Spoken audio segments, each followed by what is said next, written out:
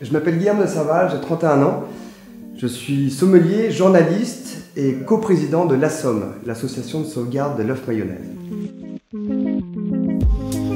À 10 ans, je voulais être serveur dans une pizzeria. C'était mon rêve. J'étais vraiment une crasse à l'école. Donc j'ai dit à mes parents, je veux faire de la restauration. Ils m'ont dit, bien évidemment non, parce que personne près ni loin n'avait fait de la restauration dans ma famille. Je me suis rencardé sur des écoles.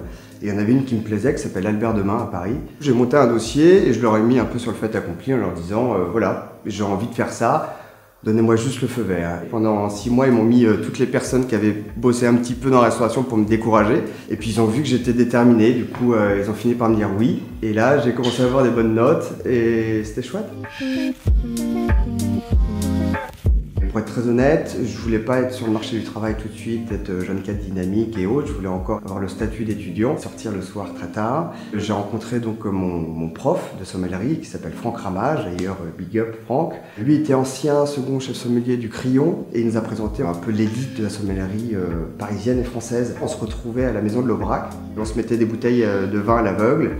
Et puis on faisait des soirées jusqu'à 3 h du matin. Je tournais la tête en me disant mais c'est quoi ce monde de dingue? Si c'est un métier, ouais, je veux bien le faire. J'ai eu ce déclic à ce moment-là. Je voulais absolument bosser à l'hôtel Ritz Paris. Je me suis bataillé pour rentrer. Ils m'ont pris 4 mois en stage, ça s'est super bien passé. Ils m'ont dit juste après, écoute, on veut t'embaucher. J'y suis resté 2 ans et demi. Ça m'a appris que justement, je voulais pas faire de la restauration comme ça, à faire des horaires en coupure, à bosser le samedi, le dimanche, le soir de Noël et tout ça. Je suis parti au Relais Louis XIII juste après le Ritz, où je suis resté 6 mois. C'était très dur. Ça m'a un peu bougé pour me dire, allez, tu voulais partir à Londres, pars à Londres. C'était le bon moment. Je suis arrivé à Londres, un lundi matin à 6 h du matin, sans savoir trop quoi faire. J'avais 1 500 € à l'époque, je savais pas où j'allais bosser, je savais pas où j'allais dormir. Je m'en faisais pas parce que quand tu fais de la restauration, tu sais que tu peux trouver du boulot partout. Je suis resté 1 an, j'ai bossé en tant que caviste là-bas. Ça m'a surtout ouvert sur les vins étrangers parce que là-bas, il y a moitié des cartes qui est française et moitié étrangère. Et la langue, pas du tout. Non, tu me feras pas parler en anglais là, c'est pas possible.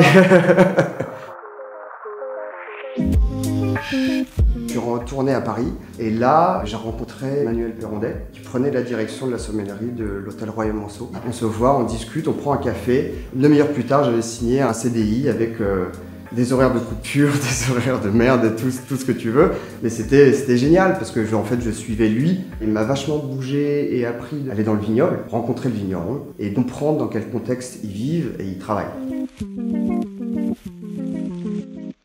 Quand je voyais que je gagnais quasiment un SMIC à 25 ans, alors que j'avais fait des études et tout ça, et que j'avais des potes qui n'avaient même pas le bac et qui gagnaient 2 à 3 fois plus que moi, je suis parti pareil du jour au lendemain, en très bons termes.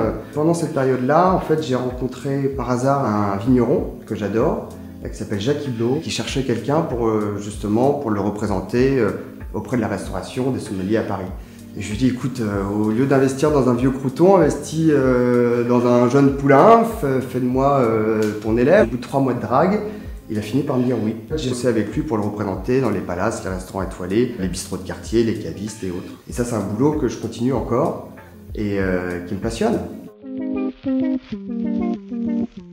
En étant passionné de bouffe, de vin, de tout ce que tu veux, j'avais une émission que j'adorais et que j'adore toujours, qui s'appelle Très Très Bon, qui est chapeautée par François-Régis Gaudry.